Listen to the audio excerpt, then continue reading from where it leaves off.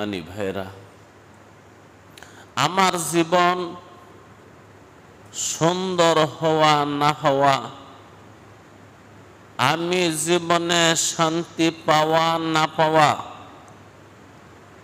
আমি জীবনে ইজ্জত পাওয়া না পাওয়া নির্ভর করে একটা জিনিসের উপর।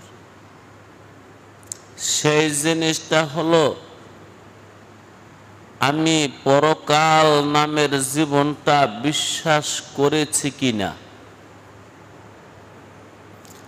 যে মানুষ পরকাল বিশ্বাস করেছে যে এ জীবনের পরে জীবন আছে,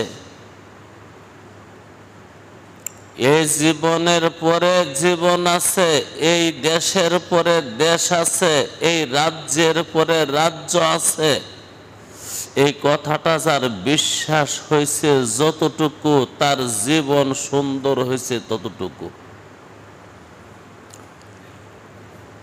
সুন্দর বলতে কি বোঝাতে চাইছি? কি তার টাকা বেশি হয়ে গেছে, তার মিল ফ্যাক্টরি বেশি হয়ে গেছে, তার জমি জমা বেশি হয়ে গেছে, তার ক্ষেত খামার বেশি হয়ে গেছে? না, তার শান্তি হয়ে গেছে, তার সুখ হয়ে গেছে, তার সমস্যা দূরীভূত হয়ে গেছে। বলতে পারেন এটা কেমন কথা যে পরকাল বিশ্বাস করলে আমার শান্তি হবে, পরকাল বিশ্বাস করলে আমার সুখ হবে, পরকাল বিশ্বাস করলে আমার জীবন সুন্দর হবে। বাইরে আমি তো এইটুকু পর্যন্তই সীমাবদ্ধ না, পরকাল বিশ্বাস করলে তোমার রিজিকেরও ব্যবস্থা হবে, পরকাল বিশ্বাস করলে নেতৃত্ব তোমার হাতে এসে যাবে অনায়াসে, পরকাল বিশ্বাস করলে ইজ্জত তোমার চরণ তলে। এমন আজব একটা বিষয় হলো পরকাল। এটা কি যুক্তি আছে যে পরকাল বিশ্বাস করলে আমার রিজিক আসবে?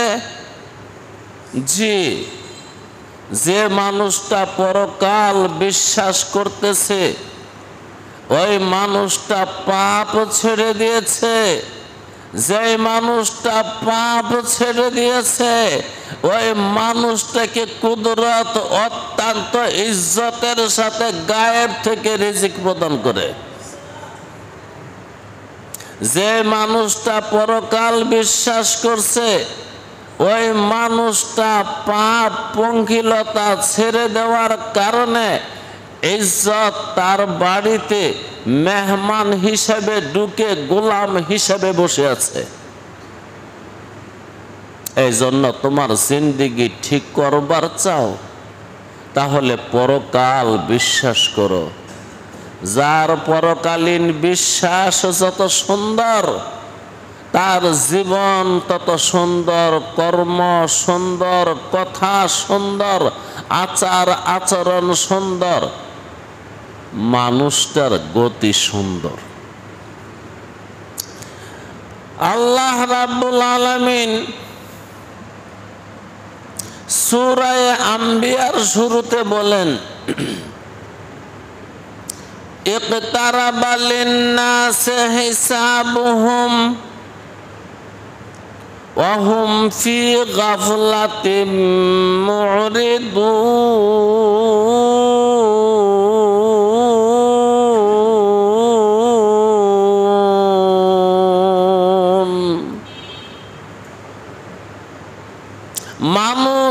সমস্ত মানুষের হিসাব অত্যন্ত নিকটবর্তী, সকল মানুষের হিসাব নিকটবর্তী হয়ে গেছে, কাছাকাছি হয়ে গেছে। এই হিসাবটি হলো পরকাল। যে মানুষটা হিসাবকে বিশ্বাস করছে আমার হিসাব হবে, ওই মানুষটার দ্বারা পাপ করা সম্ভব না। যে মানুষটা পাপ করা ছেড়ে দিয়েছে তার জীবন সুন্দর, তার মরণ সুন্দর, তার কবর সুন্দর, তার হাসর সুন্দর, তার মিজান সুন্দর, তার ফুলসিরাত সুন্দর। আল্লাহ তাকে সুন্দর একটা দেশে পাঠাইয়া দিবেন, সেই দেশের নাম জান্নাত। ওই সুন্দর দেশে সুন্দর সুন্দর অতিথি দিয়ে আপনাকে আপ্যায়ন করানো হবে, যাদের নাম হুর গিলমান। ওই দেশে সুন্দরের উৎস মহান মালিক আপনার সাথে আমার সাথে সাক্ষাৎ করে আপনার মনের বাসনা পূর্ণই করে দিবেন। হিসাব আমাদের কাছে, অতি কাছে। ভাই, অতি কাছে কেমনে? যে ব্যক্তির মরণ আসছে তারই তো হিসাব শুরু হয়েছে। যার মরণ এসে গেছে হিসাব শুরু হয়ে গেছে, তার কিতাব সামনে এসে গেছে, জীবনের আমল নামা খুলে দিছে। এটি মহান রাব্বুল আলামিন বলেন, ইকতারাবা লিন্নাসি হিসাবুহুম, সকল মানুষের হিসাব অতি নিকটে। এই জন্য হিসাবটা বিশ্বাস করতে যায় পারছে, এই দুনিয়া তার কাছে অবারণ হয়ে গেছেন, খিচে নিস্ত, হিচে নিস্ত, কিচ্ছু না। যার হিসাব বিশ্বাস হয়েছে তার কাছে দুনিয়ার কোনো দাম নাই। এক বুজুর্গ ভাঙ্গা কবরে বসে পাও ঝুলায়। ভাঙ্গা কবরে বসে পাও ঝুলায়। সবাই গিয়ে বলে, হুজুর আপনাকে অনেক দিন ধরে খুঁজতেছি, পাই না। আর পাবো কি করে? আপনি গোরস্থানে বসে থাকেন। হা হা, গোরস্থানে থাকবো না, কোথায় থাকবো? তোদের মতন চামার চন্ডালের সাথে থাকবো নাকি? তোদের মুখ দিয়া সারাক্ষণ শুধু লোকের বদনাম আর লোকের গিবত আর গালিগালাজ বের হয়। আমি এখন আজকাল এই বন্ধুদের সাথে বসত করি, তারা গালি দেয় না, তারা আমার বদনাম করে না এখান থেকে চলে গেলে। আল্লাহ, এই যে কবরে গিয়া বসে থাকে, কবরে গিয়া শুয়ে থাকে, বলেন তো তার কি হিসাব বিশ্বাস হয়েছে না হয় নাই? আহা, হিসাব বিশ্বাস হয়েছে যার, সে অট্টালিকায় না শুয়ে রাজপ্রাসাদে, রাজমহলে, তাজমহলে, শীষমহলে না শুয়ে ওই মানুষটা গিয়া গোরস্থানে শুয়ে থাকে, কারণ জানে এটি আমার আসল বাড়ি। যার পরকালের হিসাব বিশ্বাস হয়েছে, তার মস্তিষ্ক ঠিক হয়েছে, তার দিমাগ ঠিক হয়েছে, তার বুঝ এবং ব্যবস্থা ঠিক হয়েছে। যার বিশ্বাস ঠিক হয় নাই, তার দিমাগের মধ্যে কুত্তায় মুতছে। যেই কারণে 24 ঘন্টা আইনাল দুনিয়া, আইনাল মাল, আইনাল মাল, সর্বসময় মাল কোথায়, মাল কোথায় সে ব্যস্ত আছে। অথচ এখনই আসতে পারে তোর জমদুদ আজরাইল আলাইহিস সালাতু ওয়াস সালাম। বুজুর্গ লোকটা কবরস্থানে ভাঙ্গা কবরে পাও দিয়া পাও ঝুলাই, চেয়ারে বসে। লোকেরা বলে, হুজুর অনেক দিন ধরে খুঁজি, পাই না আপনাকে। আর পাবই কি করে? আপনি গোরস্থানে থাকেন। হুজুর বলে, যা আছে বেশি কথাবার্তা থুইয়া আহা ওরা দুনিয়ার কাউকে লয় না লইবার বেলা নাই, সময় নাই, টাইম নাই, ফারাক যা কারে খুদ কোন কারে খুদ কোন কারে বেগানা মকুন কারে খুদ কোন কারে খুদ কোন কারে বেগানা মকুন দরজায় দিগারে খানায় মকুন। নিজের কাম করছে, পরের কাম ছাড়ো। কি বন্ধুরা, আপনারা কি নিজের কাম করেন না পরের কাম করেন? জানেননি খবর? নিজের কাম না পরের কাম? এজন্যই কুত্তায় মুতছে মগজের মধ্যে। ওর নামাজ ছাইরা, ওর ইবাদত ছাইরা, ওর বন্দেগী ছাইরা, ওর কবরের হিসাব ছাইরা দেয়া পোলার জন্য জমি বানায় আর ঘর বানায়। যে কুত্তায় মুতছে, এটা কেমন কথা? আদ-দুনিয়া মাইতা ওয়া তালেবুহা কেলাব। দুনিয়া একটা মরা লাশ যাই খোঁজে হাইলো কুত্তা, কইছে মদিনার নবী। তাইলে তোমার এই বুদ্ধি দিছে কেডা এত সুন্দর করে বাড়ি বানাইবার? তোমার মতন আরেক কুত্তায়, আর হ্যারে কুত্তা কইছে মদিনার নবী। প্রত্যেকটা দুনিয়াওয়ালা কুত্তা রসুলের বাসায়। এই জন্য কইলাম তোমার মস্তিষ্কে কুত্তায় মুতছে। নয়তো আজকে ফজরের সময় মানুষগুলা কোথায় ছিল? এখন দৌড়ে 2-4 জন আসছে, দেখি মালিকে নিয়ে মাফ করে। কারণ কদ ইকতারাবা লিন্নাসি হিসাবুহুম, ওইটা তো পুরোপুরি বিশ্বাস হয় নাই, সামান্য কিছু বিশ্বাস হয়েছে। এই জন্য সামান্য কিছু আইছে সপ্তাহে একদিন। এক সপ্তাহ কোথায় ছিল জোহর আসর মাগরিব এশা ফজর? দরকার নাই, দরকার হলো আমার দুনিয়া। মালিক বলে দুনিয়া তোর দরকার নাই, দুনিয়া তোর না, দুনিয়া আমার। তোরে দিছি খানিক সময় থাইকে আইসা পড়বি।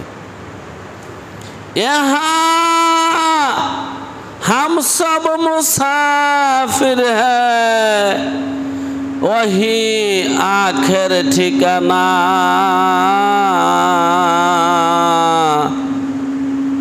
कोई आगे रवाना है, कोई पीछे रवाना। ला इलाहा इल्लल्लाह,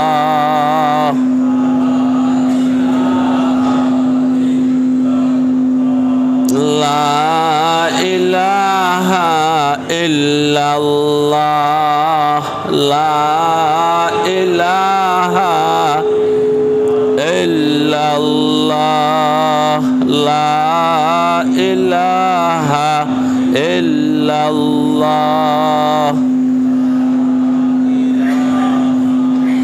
ला इलाहा इल्लल्लाह, ला इलाहा इल्लल्लाह,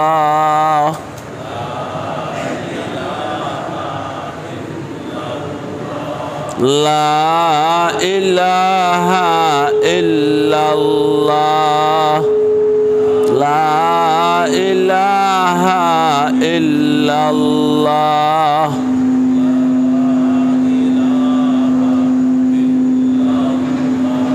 ला इलाहा इल्लल्लाह,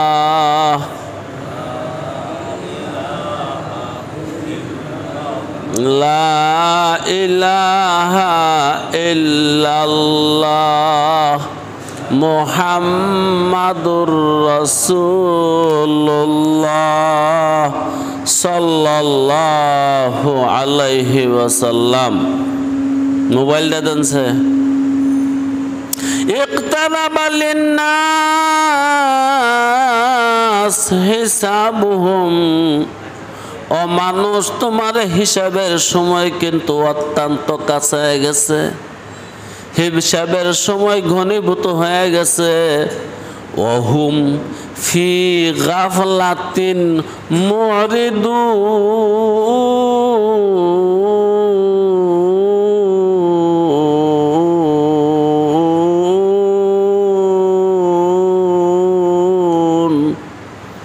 হিসাবের সময় কাছে হয়ে গেছে, এরপরেও সে গাফলতের মধ্যে আছে।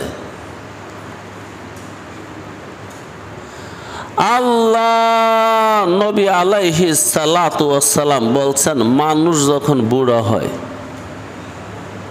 কি হয়? দুনিয়ার বাসনা তার বাইরে যায়, কমে না, আগের চেয়ে বাড়ছে। আর কি বাড়ে জানেন? বাঁচার আকাঙ্ক্ষা বাইরে যায়।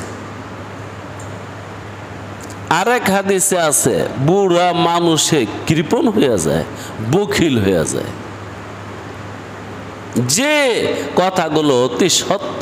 একজন যুবক থেকে আপনি যত তাড়াতাড়ি 10 টাকা বের করতে পারবেন, একটা বুড়া মানুষ থেকে 10 টাকা এত তাড়াতাড়ি বের করতে পারবেন না। অবাস্তব। একটা যুবকের কাছ থেকে একটা মসজিদের জন্য, মাদ্রাসার জন্য 1000 টাকা বাইর করা যত সহজ, একজন বুড়া সাজার কাছ থেকে 1000 টাকা বাইর করা খবর আছে। আর দাদারতে তো সম্ভবই না।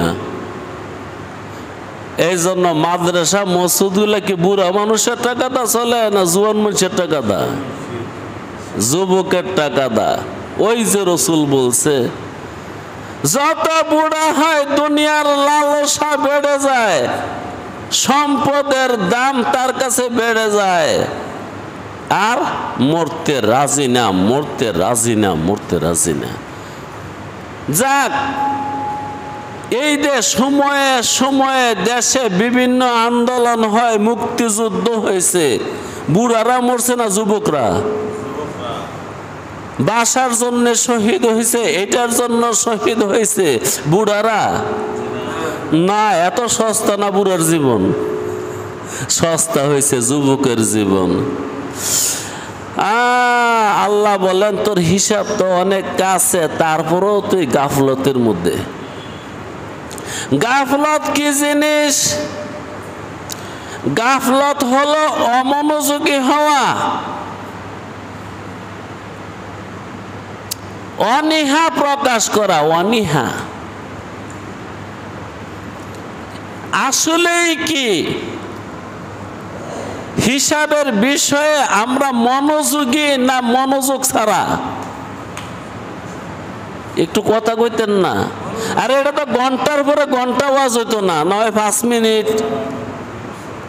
হিসাবের বিষয়টা নিয়ে আমরা খুব মনোযোগী কি মনোযোগ ছাড়া। তাই আল্লাহ বলে ফি গাফলাতিন, এরা মনোযোগ হারাই এলেছে, হিসাব দেখাচ্ছে।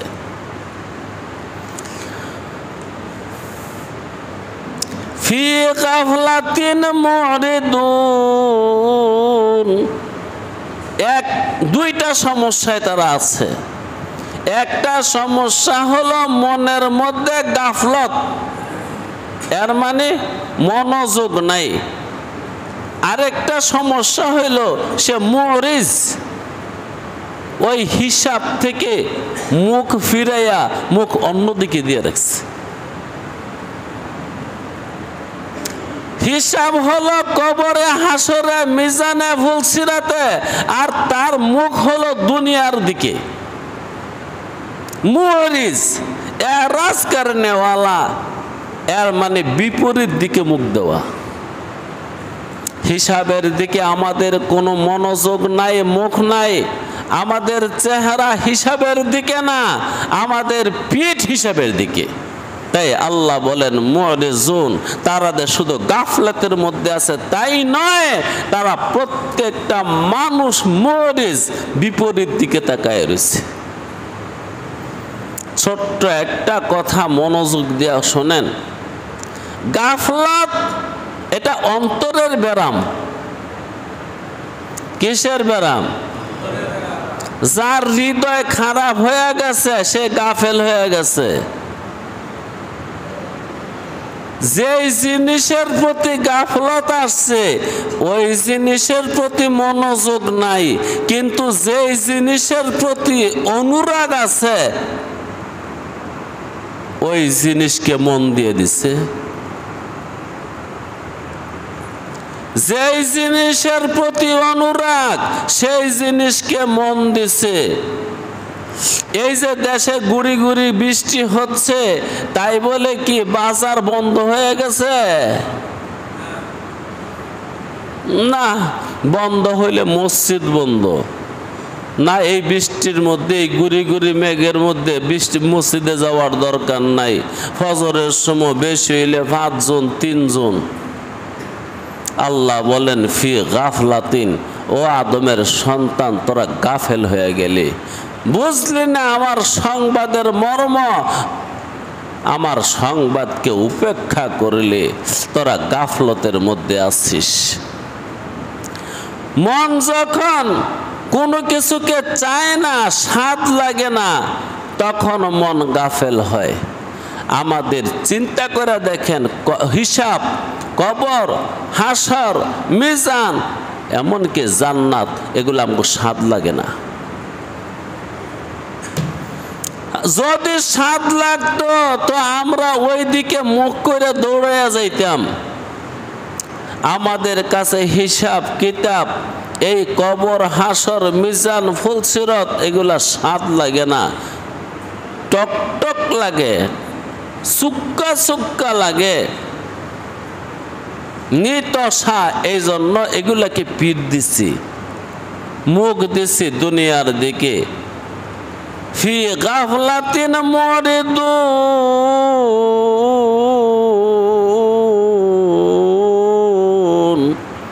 আদমের সন্তানের হিসাব কাছায়া গেছে আর সে অমনোযোগী হয়ে আছে, আর সে অন্যদিকে মুখ করে বসে রয়েছে।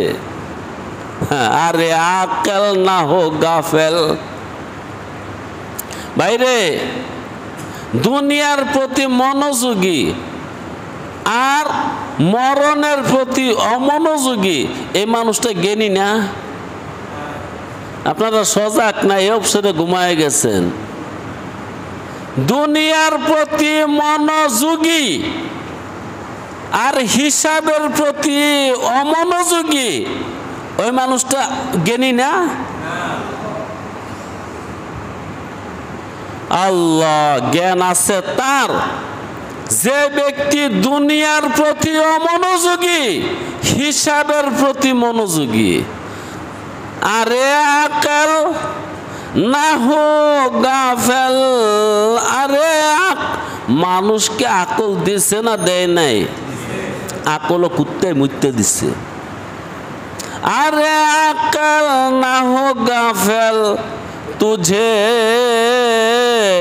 दुनिया से जाना है, तुझे दुनिया से जाना है कि एक दिन भी अपना मुँह खुदा को देखलाना है, कि एक दिन भी अपना मुँह खुदा को देखलाना है।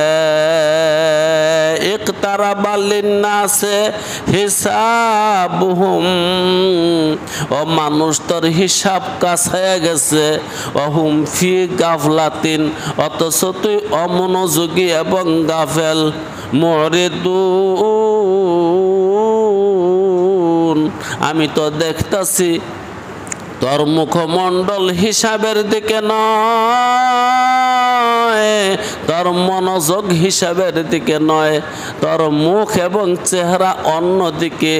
তোর মনের গতি অন্যদিকে, হিসাবের দিকে তোর কোনো মনোযোগ নাই। খোদার কথা হাসা হইছে না মিথ্যা?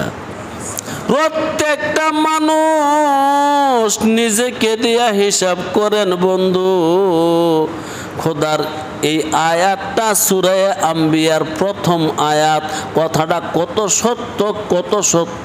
আমি হিসাবের জন্য কতটুকু রেডি, আর আখেরাতের জন্য কতটুকু প্রস্তুত, আর দুনিয়ার জন্য কি পরিমাণ আমার মেহনত আর পরিশ্রম।